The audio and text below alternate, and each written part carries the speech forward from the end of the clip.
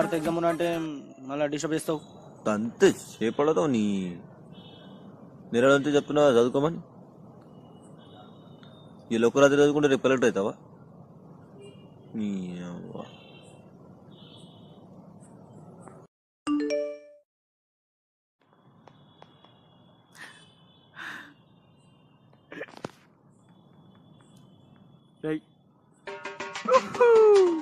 Exam post phone అయింది.